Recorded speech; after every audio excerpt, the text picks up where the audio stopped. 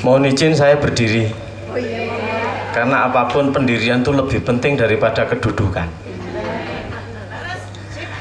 Assalamualaikum warahmatullahi wabarakatuh.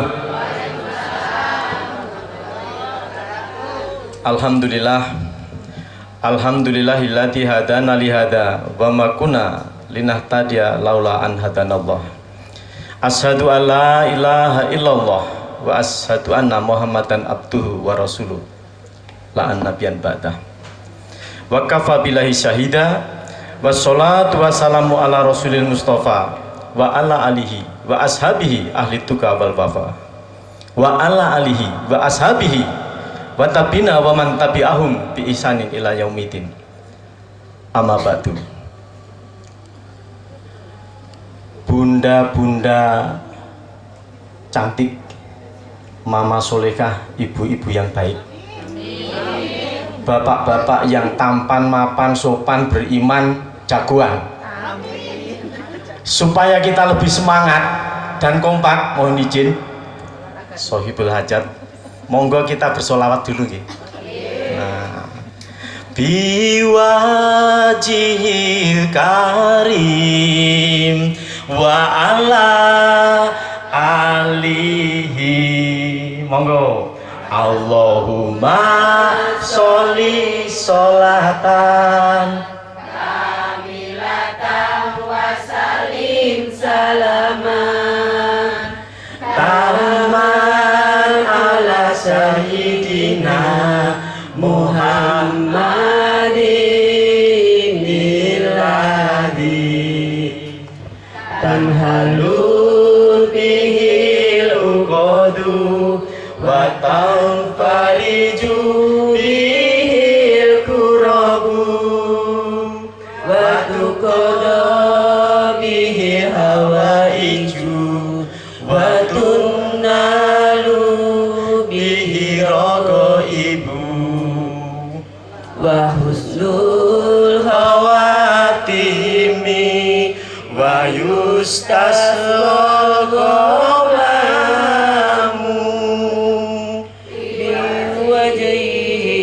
karimi wa ala alihi wa sahbihi fi kulli lamhatin wa nafasin bi adali kulli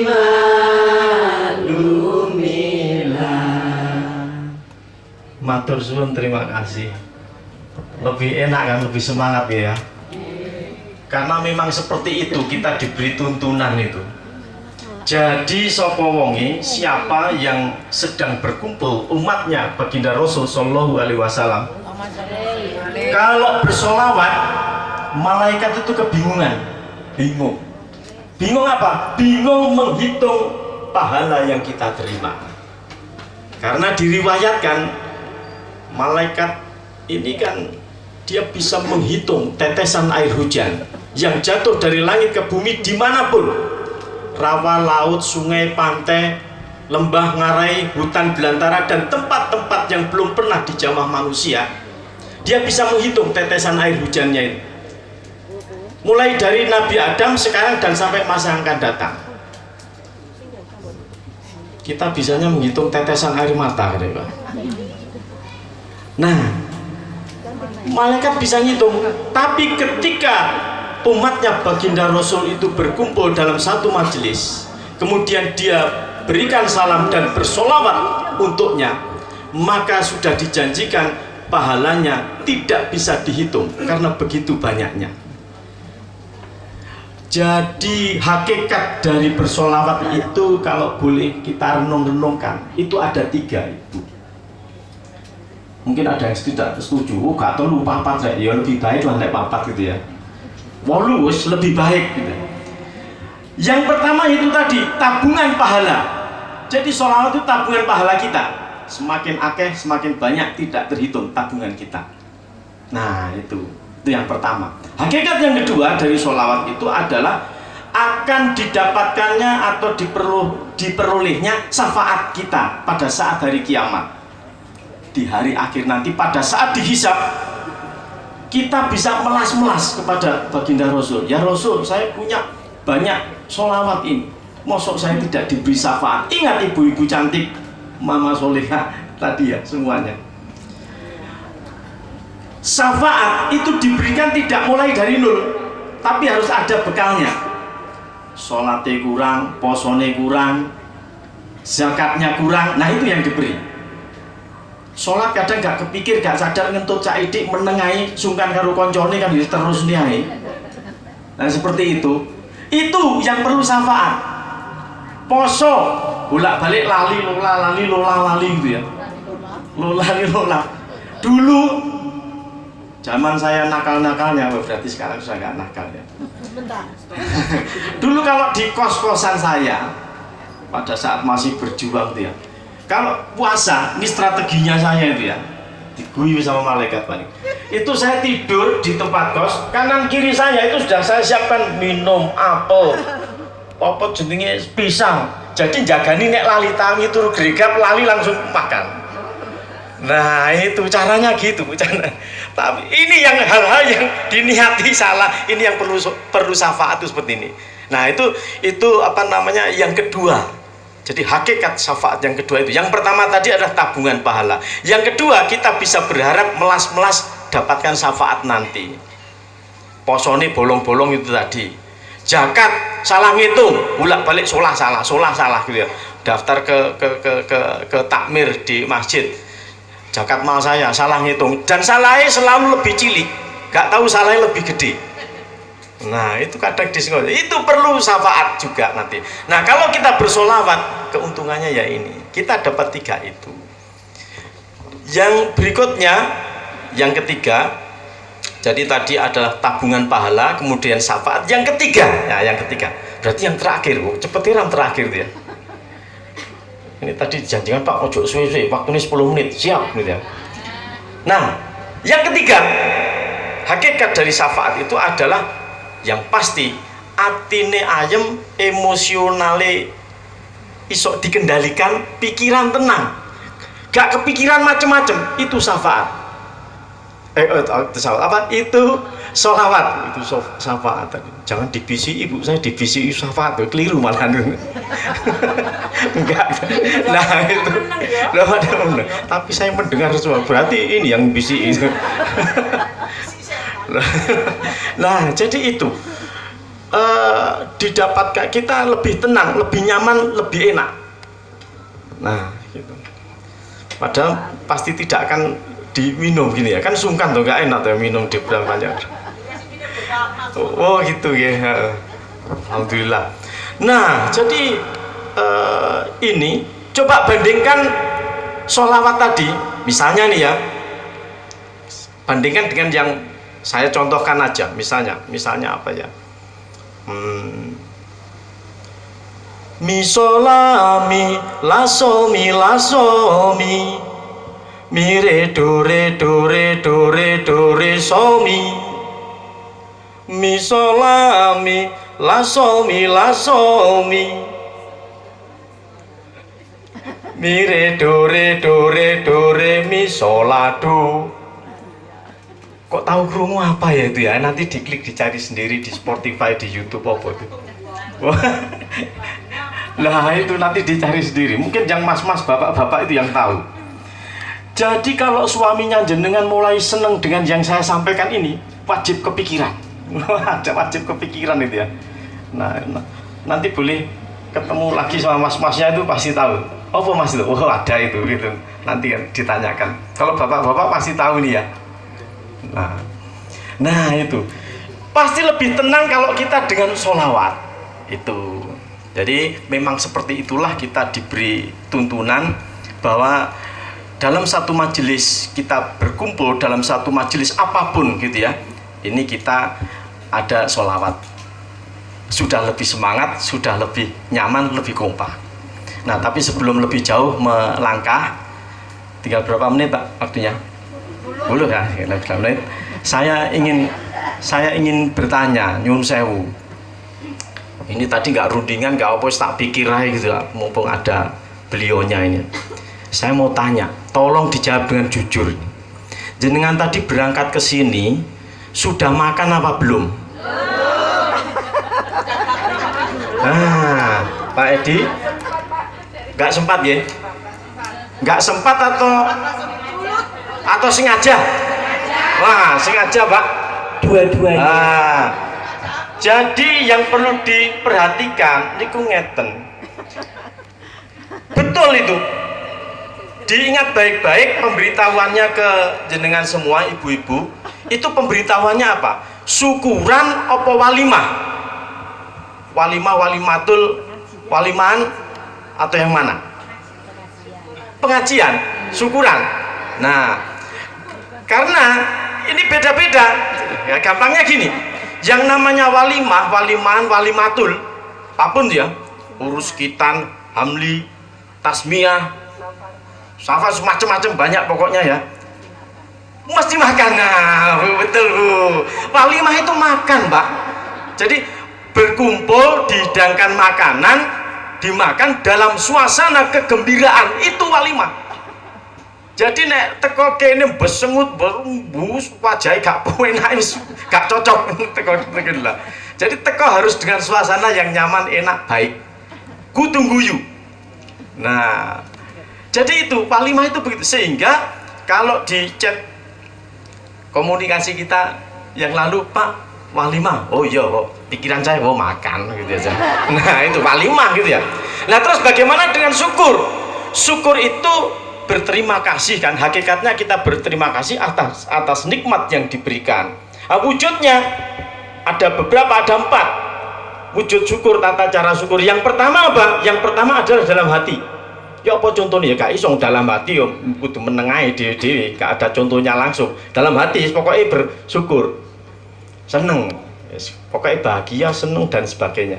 Bersyukur dalam hati. Yang kedua lesan. Nah, contohkan. Jadi kalau diundang jenenganipun Pak Edi, ibu-ibu Yasin tahlil besok tanggal ini sekian-sekian datang syukuran nggih ke tempat saya, nggih datang kerudungan kabeh teko kene karena sudah kumpul Pak. Jenengan berdiri di sini matur suwun, terima kasih, monggo karena saya sedang bahagia bersyukur kita ucapkan hamdalah alhamdulillahirabbil alamin gitu ya. Terima kasih, boleh pulang. Gak salah itu. Gak salah Pak itu Pak, jenengan seperti itu. Jadi namanya syukuran itu seperti itu. Yang ketiga misalnya ya, jadi tadi dalam hati, lesan. Yang ketiga adalah tindakan dengan amal perbuatan. Apa biasanya kan dengan amal perbuatan bantu ke sesama karena seneng iki rek, nah, gitu ya, dengan bersyukur gitu. Silakan. Dalam bentuk apa lagi bersyukur itu? Dengan amal tindakan itu. Karena sudah kumpul semua, terima kasih sudah hadir di sini gitu ya. Mari kita semua bareng-bareng sujud syukur. Satu sujud gitu ya. Nah, setelah sujud silahkan pulang. Gak apa-apa Pak itu Pak. Tidak salah. Nah, gitu. Aman Pak itu dengan. Nah, bagaimana dengan walimah? Walimah ini adalah salah satu bentuk syukur yang tindakan tadi. Nah, gitu ya, tindakan atau amal perbuatan. Jadi karena tagline judulnya itu walimah, betul tadi gak usah makan. Nek perlu kayak tisu gak usah makan. Awan kaliren, sore tadi jaga nih tadi itu. Lah semaput akhirnya sampai sini. Semaput sing salah tuan rumah karena ngundangnya walimah itu tadi. Ada wujud syukur yang terakhir yang berikutnya, yaitu setelah itu adalah merawat nikmat. Nah, ini syukur yang terakhir. Merawat nikmat itu seperti kalau misalnya Pak Edi ini beliaunya kan masih meskipun umur berapa tapi masih sehat. Nah, bagaimana mensyukurinya? Merawat nikmat itu dengan makan makanan sing bener. Nah, gitu ya.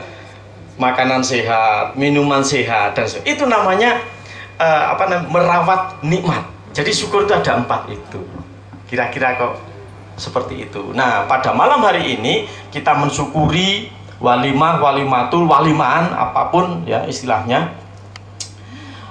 atas bahagianya sohibul hajat Pak Edi. Bersyukurnya Pak Edi dengan telah beraninya putranya, jagoannya untuk mengikrarkan diri menikah. Ini tentu tidak mudah. Saya yakin pengambilan keputusan ini sudah lama, berliku-liku gitu kan ya, banyak pertimbangan. Karena memang seperti itu, kita itu diciptakan kan untuk berpasang-pasangan nggih. Jangan ngikuti anak-anak atau aliran-aliran yang tidak mau menikah. Ikuti aja yang selalu teriak, sendal jepit aja pasangan berpasangan, mosok kamu enggak gitu. Nah, sendal jepit dulu. Kalau nggak ada pasangannya kan ditinggal tuh, supaya apapun, nah gitu. Nah, saat ini sekarang ini karena sangat banyak pemahaman lebih baik tidak menikah. Jadi kalau diklik di Google dan lain-lain, itu surveinya ada Jepang, Korea Selatan, kemudian lupa saya, Swiss atau Swedia itu tidak menikah. Banyak orang tidak menikah itu, nggak mau repot, nggak mau ruwet, ngurusi macam-macam. Dan ada undang-undangnya, sudah undang-undang untuk hidup memang tanpa menikah itu ada. Nah, kita jangan ikut-ikut itu, karena sudah dicatatkan, dibuatkan seperti itu. Jadi salah, jomblo bahagia, ya apa jomblo bahagia gitu ya. Jangan takut menjadi jomblo, karena Indonesia merdeka itu juga karena bersatu, bukan berdua. Wah, keliru itu. Kan gitu ya. Indonesia merdeka itu bersatu itu maksudnya wakeh gitu ya, gak si jintil kono tidak. Nah, tapi untuk sampai perjalanan menikahnya Mas Diki tadi kan tentu berliku-liku juga, iya tuh ya, gak bisa langsung. Jodoh, rizki sama mati itu kan sudah ada garisnya, hanya kita memetiknya atau tidak, gitu aja. Dan harus berupaya. Untuk sampai upaya itu tentu harus ada liku-likunya. Jadi harus kenal, harus tahu. Nah seperti itu. Bagaimana kalau ditolak, ketolak, sakit hati, kan gitu akhirnya. Percayalah, putus cinta itu tidak sakit. Yang sakit itu kalau sudah putus tapi masih cinta. Nah itu loh, itu boleh dinasihatkan tuh. Nek wis putus ya wis putus, terus gak usah dipikir meneh. Nah itu bagi pemula itu harus dinasihatkan seperti itu, Bu. Jadi perjalanan Mas Diki ini tentu sudah luar biasa untuk sampai di titik ini untuk 2 hari ke depan ini. Nah ketika Mas Diki nanti sudah menikah, ingat Mas Diki, nah ini saya ingatkan, kalau sudah menikah ya, Mas Diki punya tanggung jawab 5 minimal, Mas, tanggung jawabnya. Wah, oke, Pak. Oh, belum seberapa itu minimal kan begitu. Sandang, pangan, papan, perhatian dan pendidikan itu minimal. Disandangi Mas nyonyane sebaik-baiknya. Nah, gitu kan. Itu kewajibannya Mas Diki. Agak enak nek dipakani gitu ya. Disandangi, diberi makan kan gitu ya, dinafkahi lah gitu loh, dipakani ya apa sapa ngomong lah ya dipakani ya. Nah itu, jadi ingat baik ya Mas Diki ya, itu kewajibannya Mas Diki, sandang, pangan, papan. Jadi papan tempat tinggal nantinya, ojo bolak-balik diereng-ereng rono ereng-ereng ini gak jelas ya, memang harus berusaha. Kemudian perhatian tuh bukan berarti nek pas jalan di rumah apa itu diperhatikan terus, ditontonin, pesennya jadinya diperhatikan, ya tak perhatikan terus. Keluar kamar mandi, masuk kamar mandi diperhatikan. Oh saya sangat memperhatikan istri saya, duduk kuwi rek gitu ya. Nah sangat care terhadap istrinya, butuh apa dibantu dan sebagainya. Itu yang berikutnya adalah pendidikan Mas Diki, yang terakhir, yang minimal tadi ya, sandang, pangan, papan, perhatian, pendidikan. Pendidikan yang dimaksud apa sekolahnya Pak? Mungkin iya, pendidikan itu tidak hanya untuk istrinya tapi juga untuk anak-anaknya nanti. Pendidikan anaknya, apakah yang dimaksud pendidikan itu ning sekolah? Mungkin iya, pendidikan sekolah kudu di sekolah nih dasar, menengah dan seterusnya. Tapi tidak hanya itu Mas Diki, pendidikan itu juga apa? Pendidikan itu juga pas sehari-hari dididik untuk menyampaikan barang dengan tangan yang baik. Nah kan punya seperti itu, namanya pendidikan tuh gitu. Jadi kalau menyapa orang tua dengan baik, nah, itu namanya pendidikan. Jadi tidak harus dasarnya adalah ke sekolah yang terpilih, yang tinggi, tidak. Ya memang itu ya, tapi juga pendidikan dalam kesehariannya tadi. Di luar itu kok dikatakan minimal apa? Jadi ada sandang, pangan, papan, perhatian, dan pendidikan, termasuk di dalamnya perhatian ini yang perlu dicermati baik. Itu nerobos macam-macam, ya kesehatan harus dicermati, ya ada butuh opo dan lain sebagainya. Terus yang lain apa? Kewajiban suami selain itu, ya ngangkat galon, benak nih busi sing cepot, ya keran bocor, ikut tugasnya Mas Diki. Nah ini hal-hal yang sepele. Di luar 5 hal ini Mas Diki, jangan kaget, nanti akan muncul, boleh ditanyakan ke mas-masnya yang sudah berpengalaman. Jadi sebenarnya yang perlu diingatkan yang bapak-bapak ini ya, boleh ditanyakan itu, bahwa ternyata meskipun sudah terpenuhi misalnya sandang, pangan, papan, perhatian, pendidikan, percayalah Mas Diki, perempuan itu tetap merasa gak digatekne nek belum diberi. Nah itu loh, ingat itu harus hati-hati. Tetap itu diuber-uber terus. Wah, aku gak tahu dikasih duit, padahal loh itu sudah terpenuhi, tapi selalu muncul. Itu yang harus dicermati baik, hati-hati. Lah itu, hati-hati Mas. Perempuan itu punya 2 senjata. Nah saya beritahu supaya gak kaget nanti. 2 senjata Mas Diki. Yang pertama, tahu senjatanya? Oh belum pengalaman. Senjatanya perempuan yang pertama tuh ya ini loh Mas Diki. Jadi nek jalan-jalan ke TP, ke Sansete, ke Lipo ini hati-hati, drijine cekelen.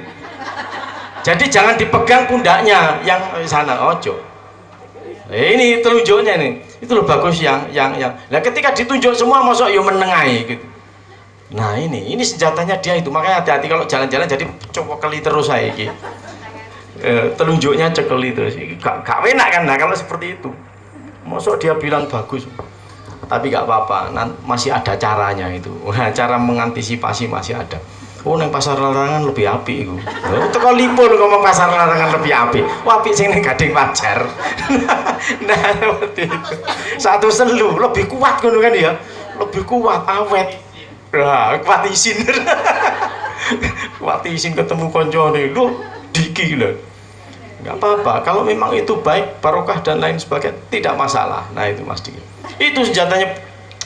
Saya selalu begini loh.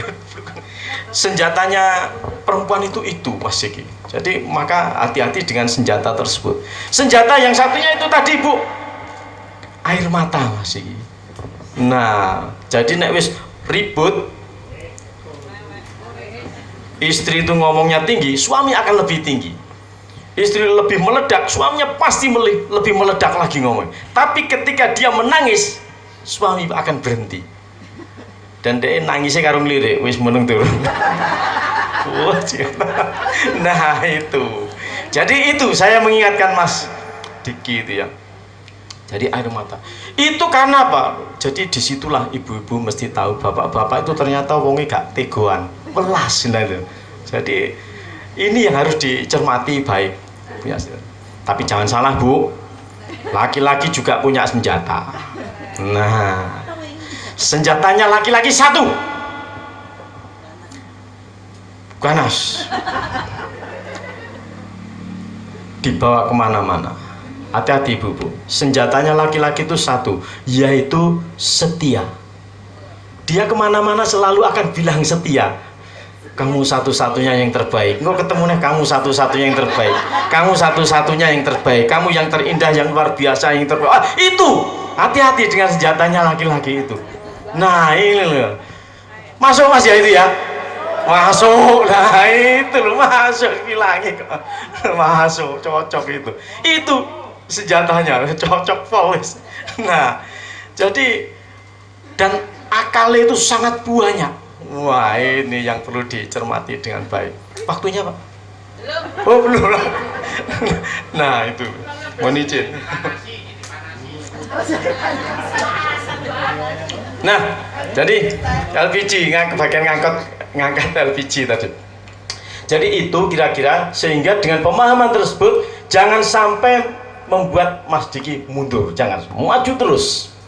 Diniati dengan sebaik-baiknya gitu ya, pernikahan ini karena Allah, maka harapannya adalah bahwa nikah itu ziyadatul khair, artinya didapatkannya kebaikan. Kita menjemput kebaikan nikah itu, Mas Diki, tenang aja.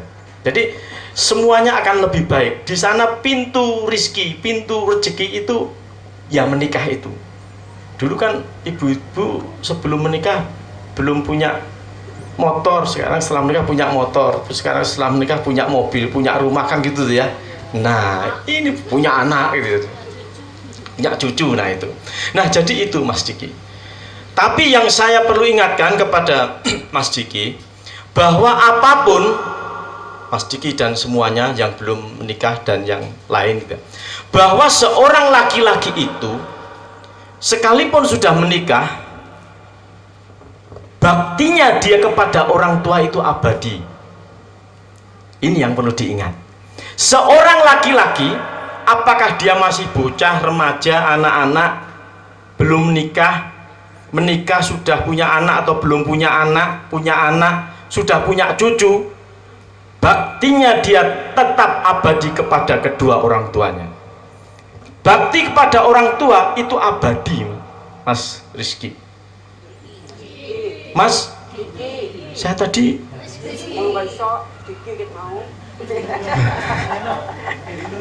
terlanjur TVCI.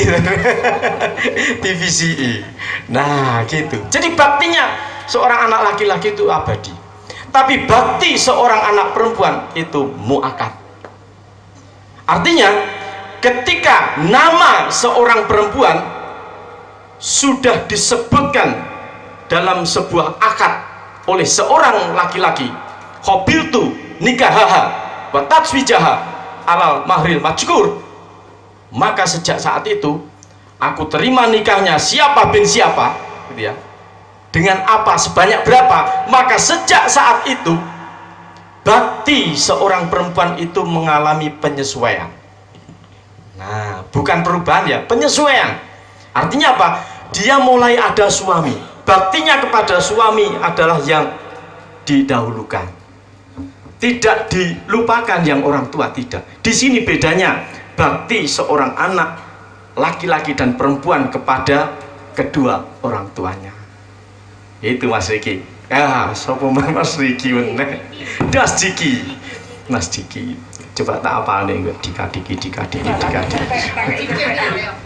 Oh iya, nah iya, masa nggak ada kerpeannya ini. Diki Setiawan. Nah, saya ini pakai kacamata, jadi ya gak ketok belas ini. Gak ketok belas ya. Nah itu, jadi seperti itu Mas Diki, keberadaan kita itu, baktinya itu tetap. Nah, dan ada satu riwayat, satu saat ketika sahabat Anas bin Malik itu menikah, baginda Rasul Shallallahu Alaihi Wasallam mendoakan, dan doa untuk orang menikah itu tidak perlu panjang-panjang, cukup singkat saja. Apa doanya? Barakallahu lak wala wa baraka alaik wa jama'a bainakuma fi qaid. Nah itu, jadi berkahilah untuk mereka, untuk yang menikah itu, dan kumpulkanlah mereka dalam kebaikan. Itu saja sebenarnya, sesingkat itu, sehingga ada berkah yang utama di sana. Berkah itu bisa kita bagi-bagi keberkahannya. Berkah yang pertama adalah berkah fi umrihima. Berkah fi umrihima itu bagaimana akhirnya nanti bisa istiqomah. Istiqomah itu apa ya? Terus menerus gitu ya, rutin dalam beribadah gitu ya. Jadi terus. Berkah yang kedua itu adalah fi ulumihima. Berkah fi ulumihima itu adalah ketika masing-masing kita itu nasrul ilmi, menebarkan ilmu. Menebarkan ilmu. Tugas kita memang seperti itu. Sesederhana apapun ilmu yang kita punyai, gitu ya, tebarkanlah. Nah, sampaikanlah. Ini bedanya dengan kita kalau menyampaikan harta. Jadi yang namanya berkah itu kan kita mendapatkan. Loh, kok ini ilmu kita menyampaikan kok mendapatkan? Karena kalau kita memberikan barang kan pasti dihitung-hitung real berkurang kan ya kita. Tapi memberikan ilmu itu bertambah pemahamannya. Kalau kita hafal surat Al-Kafirun, ini surat Al-Kafirun ini luar biasa bagi saya karena surat yang paling wangel diapalne dulu sejak SD itu. Munyer gak entek-entek itu. Iya balik terus gitu. Saya tidak tahu apa ada yang mengalami seperti itu. Saya tuh ngalami kok gak entek-entek ya gitu ya. Itu kok gak entek-entek itu. Loh iya itu. Nah, ketika itu disampaikan ke orang lain, ternyata kita tidak kehilangan hafalan kita, tapi malah jadi eling. Nah, itu yang namanya nasrul ilmi, itu menebarkan ilmu. Berkah yang ketiga adalah berkah fi arzakihima, rizki. Jadi nikah itu pintu rizki bagi yang menikah. Maka diberikan tuntunan kepada kita untuk kalau memang sudah sesuai, sudah syarat rukunnya dan sebagainya, nikahlah itu. Dan yang terakhir adalah adanya berkah auladihima. Pada hakikatnya menikah itu kan untuk melanggengkan pernikahan, melanggengkan keturunan linasli gitu ya. Jadi supaya kita tetap punya garis yang segaris yang bisa mengikuti apa yang sudah kita lakukan. Ini garisnya seperti ini, terus akan kelihatan. Jadi seperti itu kira-kira yang ingin saya sampaikan. Terima kasih atas segala perhatian. Mohon maaf untuk semua kekurangan. Semogalah menjadi ada kebermanfaatan, kebarokahan fid dunya wal akhirah ya. Allahumma amin. Al-Hadiniyah, Al-Fatihah.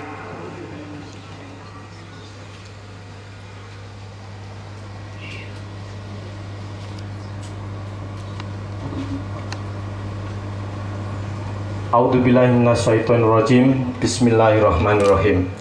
Wassalatu wassalamu ala asrofil anbiya'i wal mursalin sayyidina wa habibina wa syafi'ina wa maulana Muhammadin wa ala alihi wa sahbihi ajmain.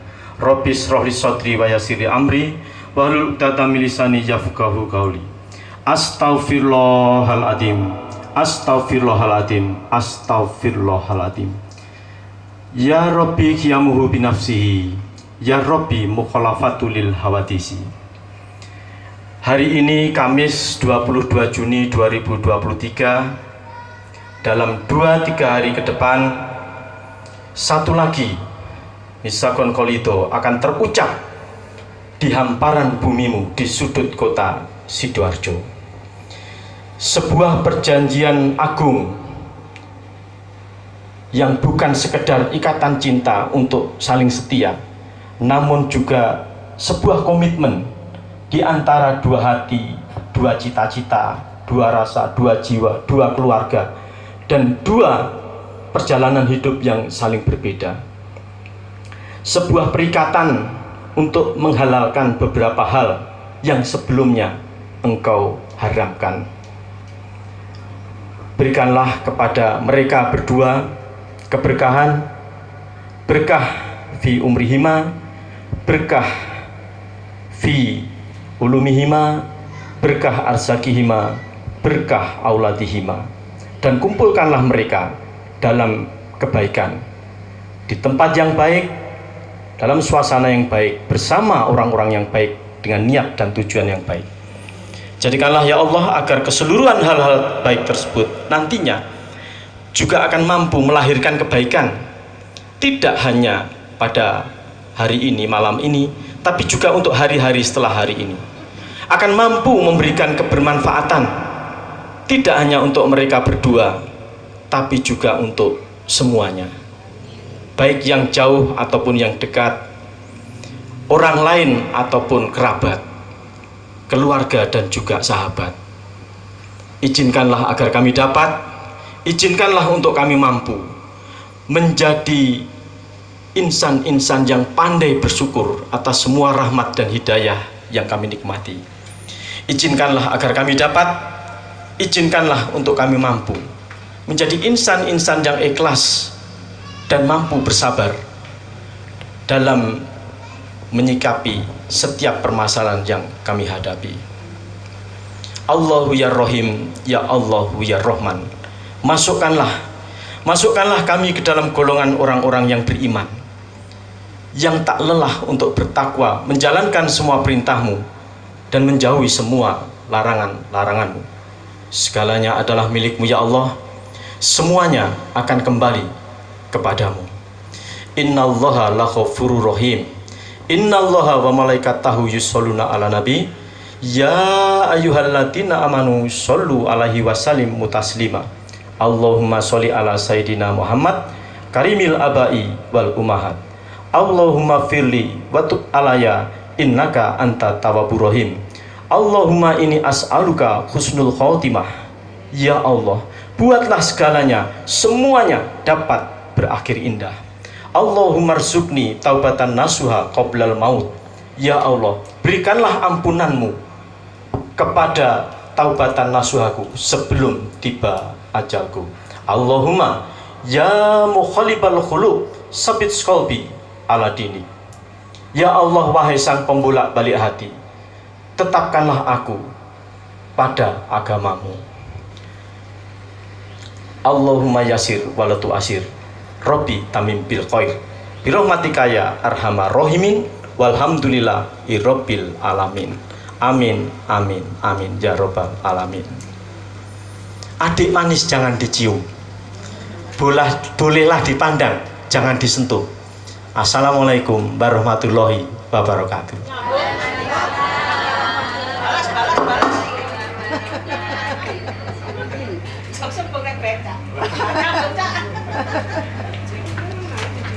Terima kasih. Itulah